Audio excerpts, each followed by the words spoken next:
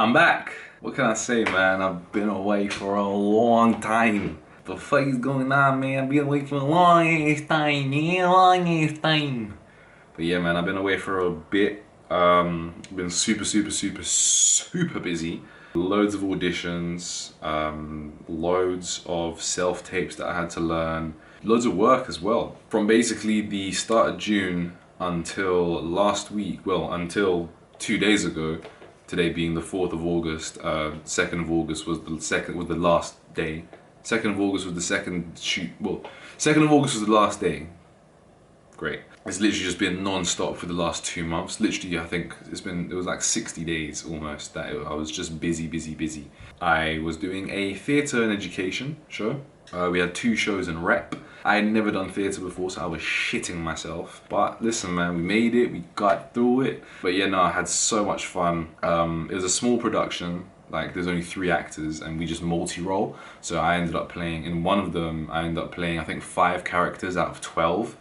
And in the other, there's 2 characters which I play who have like their own, they're like 2 main role characters in the stories. And we had to do like a bunch of workshops and stuff with the kids afterwards. We're working with year 7 all the way up until year 10s. And yeah, man, it was just super fun, like impacting the younger generations in the way that I was impacting them, giving them the workshops and, you know, talking about mental health and how important it is to talk about your mental health, how you owe it to not just yourself but to other people and to those around you to talk and to, you know, talk about your feelings and to open up, which is something that I think I'm gonna definitely go into that more in like another video, because it's quite important, not just to me but just to the world, so especially where we are after lockdown and everything. It's definitely something which I saw in the kids, their development, the way they looked, the way they were speaking, the things they were talking about.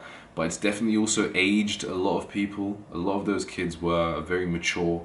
A lot of those kids were like super sensible and intelligent, and you could just tell that the lockdowns really impacted kids in a way in which maybe we didn't realize. We thought, oh yeah, days off school is great, good fun, but actually it's not been the greatest. And you could really feel that, like even energy in the schools with the teachers and everything, which was interesting, but ultimately I think gave more to the performances. And I think those performances that we put on for them really touched them and really like hit the message home for them, which I think is, you know, just the most important thing, especially because we are delivering theatre to these kids. And for a lot of these kids, this would have been their very first ever experience of theatre, of a live performance.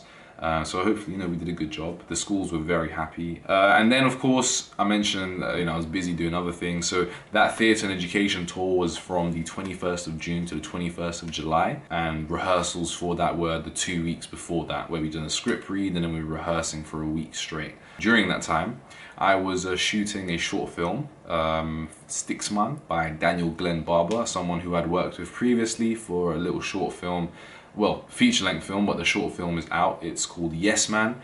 I've got a very small role in there where I'm roughing up the main character. Probably gonna put it in somewhere here or maybe over the entire thing. You can see that. That's out now on YouTube. I love working with Daniel. Like, the guy is he is a genius. Like, I was gonna say he's not a genius, that's giving him too much praise, but no, he's a genius. His sets are always super professional, super chilled and laid back, and he knows exactly what he wants, and like his vision, he really wants his vision to come to life. After that, I was working with a wonderful director, Isabel, on her short film, which she's produced and directed, Sophia's Birthday. She wants to screen it in cinemas. It won't be coming out in cinemas, but it's definitely going to be screened in a cinema. And yeah, we just finished wrapping up on that on the 2nd of August. And yeah, that was super fun, super intense, screaming, yelling, chopping food up, but it was really fun, really good atmosphere, and just, yeah, man, it's been so fun, like working as an actor and like working, you know, and just doing shit again. It's so cool being on set, interacting with other people. I love it. I had a bunch of auditions, a bunch of self-tapes. I came this close 3 times in the last 2 months to booking like there were 2 Netflix shows and 1 feature film. I ended up being in like the last top three picks and just not making it, just narrowly missing out. But I know I can do it, you know. I went through a phase where I sort of thought maybe I should stop, quit, give up. But no, like the failure which would maybe have made other people give up has only told me that I can do this. I need to push more and more and more and more. And it's only August, the year hasn't finished. I set myself goals before. Once I signed 2019. Last year was a write-off anyway, but 2019 I signed. I wanted to book a Netflix, Amazon Prime, BBC, some role in 2020. 2020 was a write-off. 2021 isn't finished just yet. I still have time. And even if I don't do it, I've made it this close, so I know I can do it at some point. And I'm only 22, you know, so hopefully we can make it soon. And once I make it, we all make it. I've always said that the whole team eats when I eat. I'm sharing out that bread. But yeah, that's just a quick little update on where I've been. Back streaming as well, so make sure you follow that. Chat to me directly.